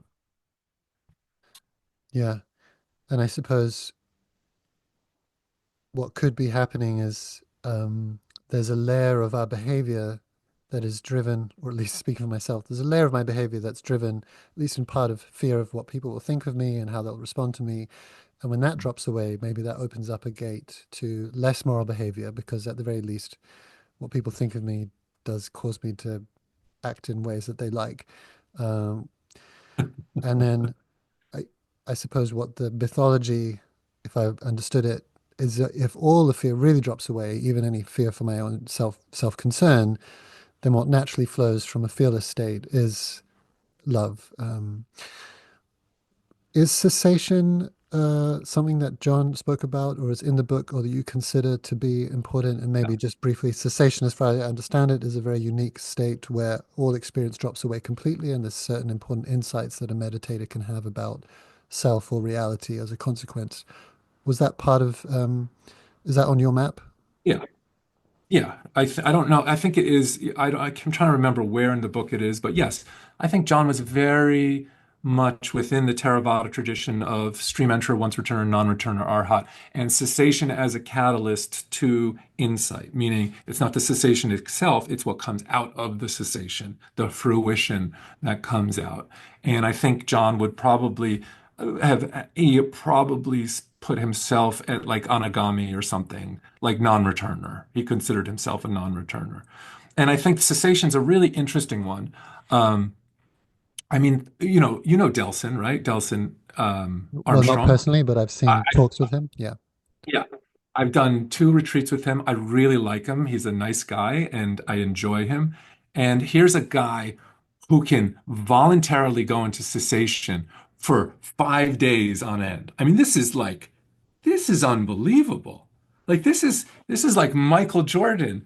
And yet now he comes out and he releases this video of which I appreciate greatly. He's like, I don't know, it's like renouncing all of his accomplishments or something like that. And I like that interview and I have to rewatch it, but I really wanted to press him. Like, well, what are you talking about, Delson? That you're now, are you experiencing craving and aversion and all these? It seems like that's what he's implying. I said, well, how do you square that with being able to sit in cessation for 5 days or just go into it voluntarily? I know somebody else who also can go into cessation voluntarily. Um, and the other person I'm thinking of is Buddha Boy. Do you know Buddha Boy? Oh, I don't know Buddha Boy, but I'd like to. Oh, you got to know, you got to read about Buddha Boy. So Buddha Boy is, yes, it's Delson Armstrong. Again, oh, I really like Delson, and but here's somebody we're talking to, and again, I take him at his word that he's able to enter cessation voluntarily for days. I mean, my Lord, this is it's miraculous, and yet he's coming in and he's doing that Guru Viking podcast, and he's saying, "Hey, guess what? I think there's might be a lot of what our understandings of awakening might be a little bit different. Mm. What's being promised by the Buddha. Yeah, anyway, Buddha Boy is it was in Nepal. It was years ago, and he seemed to be in a state of cessation for a long, long time. And people gathered around him, and it seems legit. Like I read an article by George Saunders, a very famous author who went and visited Buddha Boy. A very good article. Well, where's Buddha Boy today? He's in prison. Oh. He's imprisoned apparently for rape. So, so how do I Oh. square cessation, which I think is important, and the promise of cessation with the teachers? Like I mean, it's very complicated, right? Mm. So I could say Buddha Boy was never really awakened or whatever, but listen, I mean, what the way I make sense of Buddha Boy is I say biology is destiny. Maybe that's in that he was prepubescent when he was able to get into cessation. And then as he came out of cessation, he entered into puberty and all those, millions of years of evolutionary history just took over. And he's like, I need to get laid or whatever. I mean, I Mm. don't know the whole story, but so that's kind of my thinking about cessation is like, I just don't know. I'm Mm. so perplexed at this point. I'm so perplexed at the promise and the behavior and um, what people, and so I don't worry about it. I actually don't worry about it. I just, again, my focus really is my heart closed or is my heart open? Mm. Am I shut down or am I open? And if I'm shut down, then why? Right? And if I'm open, why? Like, and can I loosen up? Can I just open? And that's really what's interesting to me. Relax. Is my heart open or is my heart closed? Mm. That's it. Yeah. And all that other stuff, I'm supportive. By the way, don't get me wrong. I love it. Cessation, jhanas, all that other stuff. I'm totally down with it. I think it's fascinating. I think it's fantastic. Stages, states. I'm all for it, right? And I think that everybody's practice is going to evolve in the way it's going to evolve for them.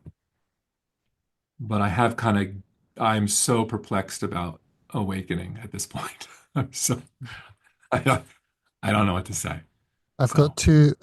Well, one thing worth noting is I think it's next week. I'm speaking to Ruben Laukkanen.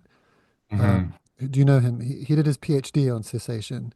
Oh, I think he experiences it himself. So that'll be fun to kind of have an an experiential perspective. yeah. I spoke with one meditator who my understanding is they had experienced cessation in one tradition, then experienced it under Rob's teaching, and the insights that they derived from the cessation in the context of Rob Babea's teaching were really quite different. So potentially not all cessations are alike, depending on the context or the And framework I think that's working through. true. Yeah. That's an interesting point. And I've had a cessation, and I would say I've had two cessations, and I would say both of them didn't produce any fruit. Mm. And I think in a lot of traditions, those wouldn't be considered cessation. I think there's a whole spectrum of cessations Mhm. um, that we're just kind of discovering, right? Like, so I think that's true. I think people can have cessations without any result at all, right? Without any fruition. Like that's what they call it traditionally. You can have cessation without fruition. And I believe Joseph Goldstein talks about this at somewhere, All the right. Okay. meditation teacher. I think he may discuss the different types of cessations that can happen that aren't necessarily stream entry or once return or nibbana, basically. Mm. So, I'll make one last comment and then take some questions from the chat, which is, and maybe if you're willing, we can have another conversation, but to kind of bookmark it. One of the reasons cessation is interesting to me is because I've been very involved with metaphysical idealism or non-duality, this notion that consciousness is primary.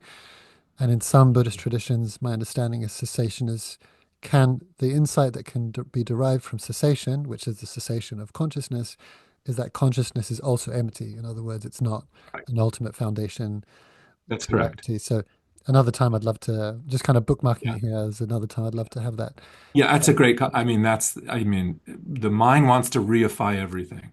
The mind wants to make everything stable, even cessation as a thing. Consciousness is the stable thing. It is right? I think you're right. I think the teachings on emptiness are much more radical, you know. Anyway, let's keep going. Let's answer some. Yeah. Uh, So um, I'll just call your name and then you can unmute yourself and ask your question. Unless you'd rather I read it, I'll just wait a few seconds. And if you haven't unmuted and if you're not asking it, then I'll read your question. But Ines, yours was the first question to come in. How can enlightenment not be accompanied by a strong sense of morality if the purpose of enlightenment is to break free from personal suffering and not create suffering for others? Then morality should be the starting point, the base and the end destination. How can we have a pure heart and a clear mind without a pristine morality? I don't know. I mean, I don't know. You know, when I was on retreat in the stronghold years ago, I was having very strong PT to where it was disturbing. It was actually painful. Pity is like the bliss in the body, right? The bliss and it can manifest in all sorts of ways, but I was having very strong energy currents going through the body, deeply uncomfortable. It felt like somebody was like sucking my heart through a straw. It was just like, and it went on for days, and eventually it broke.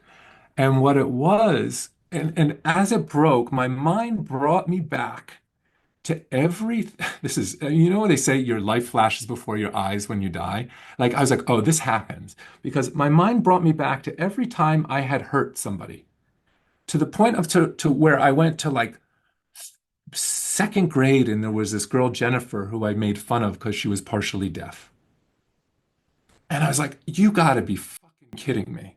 Sorry, I shouldn't have sworn because that's not you gotta be kidding me. All of that is there.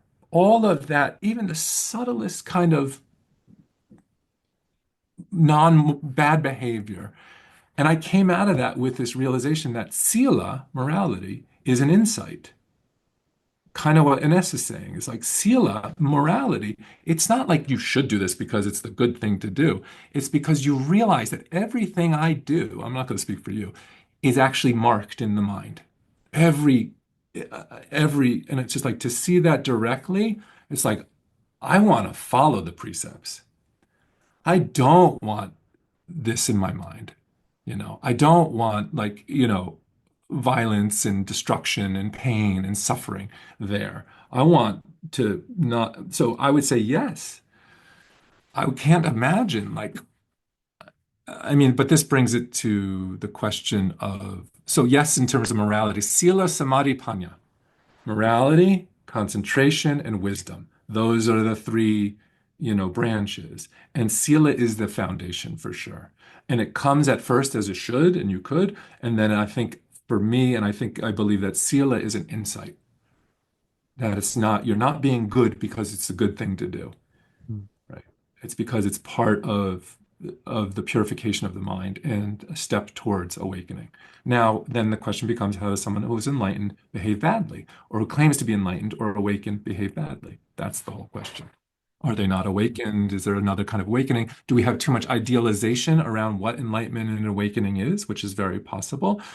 Awakening, people have personalities, right? And all of that awakening light can can run through a broken personality. It may not clean up everything. I don't know. I don't know. So that's my kind of answer to you, Ines.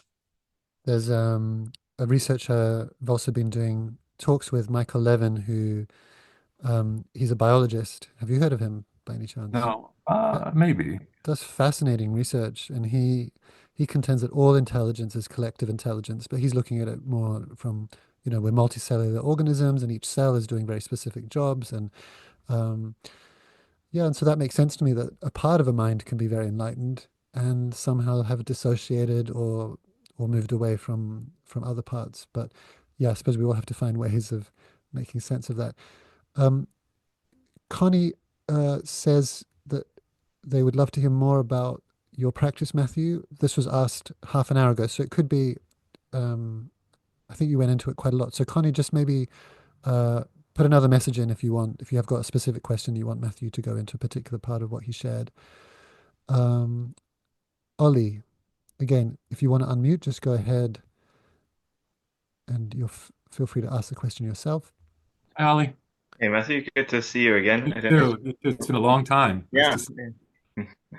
So yeah, I had a sort of two-part question basically about when when you kind of diverge from TMI when you're teaching people. You mentioned, if people are striving a lot to take a break from TMI and kind of post stage six when it becomes more idiosyncratic, kind of what people's journeys look like. Just kind of interested, yeah, like what kind of directions you find people going, or how you sort of like to guide people in those periods. I think I'm very, when you need a break from TMI, I'm a big fan of metta, and specifically in the Vamila Ramsey slash Delson tradition. I think the metta jhanas or Lee Brasington's pleasure jhanas or anything else that's just going to help you relax, open awareness practice. Okay. So those would be the directions I would lead somebody. So depending on the mind, right? Depending on the person, those are definitely places. And very rarely, but it happens, I say, Stop meditating. You're pushing too hard. You got to stop. It's just too much. And it's not easy to do. Like you can tell someone to stop pushing, but there are unconscious parts of the minds that are pushing for a reason. So but that's the direction I would go and is metta meditation, in particular metta jhana meditation, where the metta goes into jhana because it's pleasurable and it's relaxing. um Lee Brasington's kind of light jhanas, which are also can be good, or just any sort of open awareness practice where you're relaxing, just relaxing and just enjoying yourself. Nowhere to go, nowhere to be. Sometimes I do also recommend, I have Adyashanti's um, Real Meditation or True Meditation, I think it's called. That's very good too. So those would be my recommendations. And then the other question, Ollie, was about post stage six. Yeah, yeah. You said something about post stage six being much more individual and less sort of predictable or prescriptive or something like that. So I'm just kind of curious, yeah, like different directions that people can tend to go in, or sort of what the range of what those differences look like. I mean, it's all over the map. And honestly, I don't know many people who get past stage six not on retreat. I think that in order to, there are people, of course, who can do that, special people who have exceptional minds. I'm not one of them.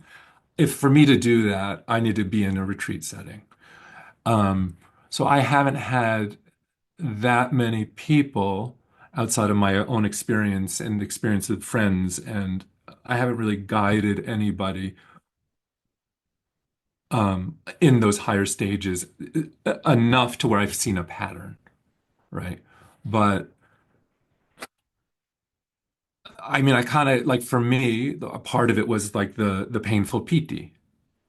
Like I was just, I mean, it was just unbelievable how painful it was. Like that's a possibility, right? Um,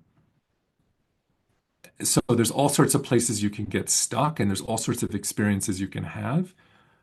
But if I usually say if you really want to explore those higher stages, you probably should do some retreats, longer retreats, you know.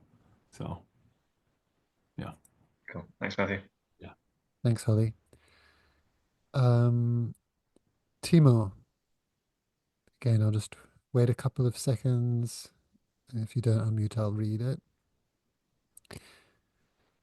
Timo asks, do you have a vision slash idea slash thoughts about the future of TMI, especially in concerns of teacher and Sangha development and growth? Is there any collective initiative? There is Dharma Treasures is still existing down at the Stronghold, the Kochi Stronghold. I don't have a relationship with them, so I don't know what's going on, but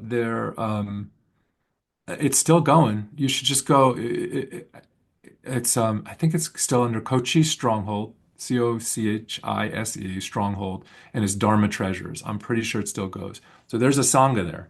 They're doing something. Do you know about Yeah, that, Timo?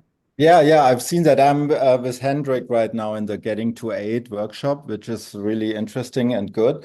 Good. But I thought that because it has such a it's such a almost a brand already. And is there something where you think about just for as well as all the topics we were talking about, leaving it at the individual teachers, or is there more something where you think about that it could be much more collective and a Sangha oriented further development in that? Because it has so influenced so many people, and it is kind of, I think, worth thinking about um, bringing. It is a great question. And the funny thing is before everything kind of blew up with John, that's where we were headed. We were establishing a board and a sangha and teacher training, and we were really moving in that organizational direction to I don't want to say capitalize on this phenomena, but to really support people in this practice. Yeah, And then when the whole thing with John happened, it all just blew up. And it's actually just a little bit too painful for me to like think about um, trying to reorganize that. Yeah, yeah, yeah. yeah. Yeah. Thank you, anyhow, for all your honest and open words concerning this. Thank you very much. You're welcome. Thanks, Nice to meet you. meet you. Thanks for the question. There's another one here I've been asked to read. At the end, what is enlightenment and how do we measure it? So they're not letting us get away with not having gone into that topic. Maybe another bookmark. If we Look, cannot if we cannot rely on criteria such as cessation and the four stages of awakening, how do we measure it? I don't know. I mean, it's such a good question. When I fully go through the four stages of awakening, I'll let you know there are limitations. Um, I don't really, and I'm not within the Theravada tradition that used to hold sway on my thinking. And I don't know what the criteria is.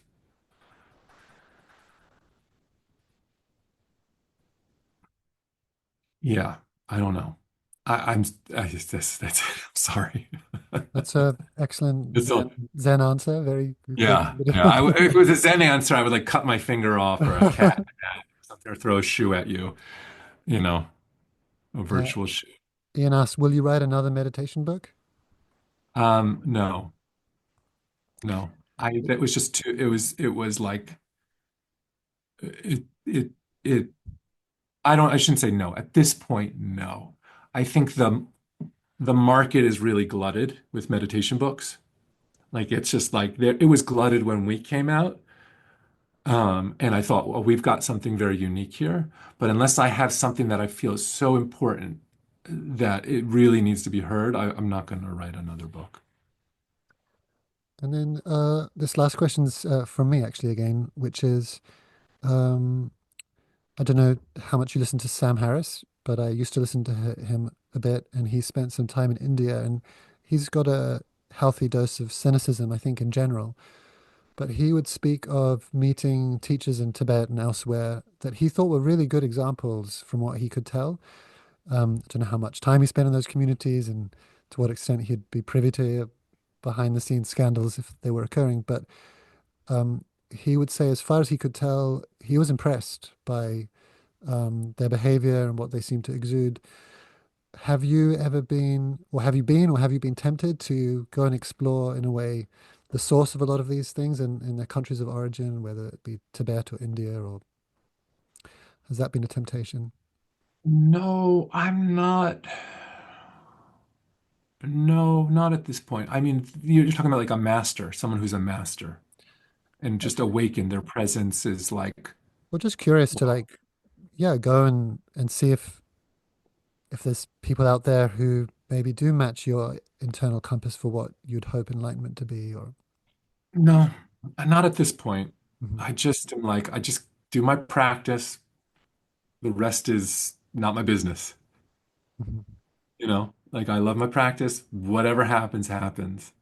I'm not, by the way, when I was in yeshiva, when I was in ultra Orthodox Jew, I went and visited this rabbi, Rabbi Pinto, and I walked into the room. Like, I don't know if you've ever met like a holy person. You walk into the room and it was like this force field around him, like this energy. And the funny thing is, I was with my mother because she was very upset because she wasn't Orthodox. And she's like, you're taking my son away from me. So we walk into this room with this rabbi, and man, she was also like, just like, oh, you've got to be kidding me. It was such a powerful presence. Um, and it was really moving. It was so powerful to be around him. And years later, I saw a news report that he was busted for tax fraud. Now, I mean, that's okay. That's still, but like, that doesn't sully my experience with him. But the humanity is always there. I'm much more interested in a spiritual practice of imperfection at this point rather than perfection. Mhm. You know, I think the humanity is what I'm interested in, the imperfections of us. But if I meet someone who I feel is really exceptional, I'll let you know. I, Yeah. I, I'd love to believe that it exists, that it's out there. I'm also very agnostic personally. Like maybe it Yeah. exists, maybe it doesn't. I'm equally comfortable. I spent some time being interested in the ayahuasca traditions of Oh, yeah. South America and projected my own idea of what these shamans, how they would be, and was quite horrified when I got there. And the egos that a lot of these healers would have, and then the stories about how they attack each other in the spiritual realm. And then I realized, oh, I've kind of projected all this stuff from a Western perspective, the same, and which I don't have, let's say, for Western doctors. I really get that you can be the world's best heart surgeon and be a total asshole. And Yeah. they can both be totally true. Yeah. And I think someone can Yeah. have great meditative skill and insight. And maybe, yeah, Ken Wilber, I've appreciated that perspective, that there's different lines of development, we can call them. And um, but at the same time, I hope there's someone out there in India or Tibet who's just become the perfect human. That, it's a lovely thought. I Yeah, mean, listen, I think maybe the idea of perfection is a very destructive idea in a world that's totally imperfect. yeah, Like looking for a perfect, and I know you're just saying that in jest, but I think perfection is a really problematic idea because it really sets up, we live in an imperfect world and humans are imperfect. And I think there's something beautiful in that. mm. I think there's I something suppose I'm just, beautiful. yeah, I'm not actually quite a jest. It's more I'm honoring, to use Part's language, the childlike, naive part of me that really Yeah, wishes, whatever, that Santa Claus absolutely. was real and there was a tooth Yeah. fairy. But and maybe they are, and like, one day maybe we'll find Yeah, out that's in right. a kind of Disney That's right. Spielberg movie type way. And at the same time, at peace with the fact that those might be myths, and uh, that's okay as well. Anyway, so that's Yeah. my kind of 2 cents in this. It's just been amazing. I'm like, as you know, I've been waiting for this conversation for a year. It didn't disappoint. It's been great to Okay. hear your thoughts. Yeah. Yeah. I hope some of it was useful to you and Big I time. enjoyed it. Um, yeah, it was good. It was good to talk about this stuff. I think I was more nervous than I should have been because I was like, oh boy, because I've never really talked about John. Like this is the most publicly I've ever talked about him. So um, it felt safe with you and, um, yeah, it felt, and I don't, and my point is not really to talk about John, but what can we learn as practitioners, Yeah. about teachers and our own path. Like that's really, again, it's not about any scandal or anything, but there is this pattern of problematic behavior that we just have to figure out as practitioners.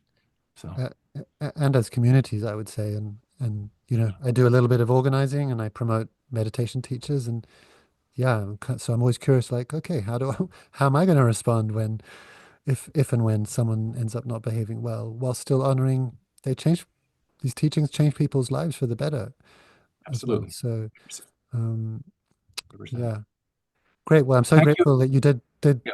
come on and speak, and I hope that you'll do more with me or with others. I think your perspective is really valuable, and um, there's benefit for you sharing if you want to. Anything you Yeah. want to plug or say as a parting?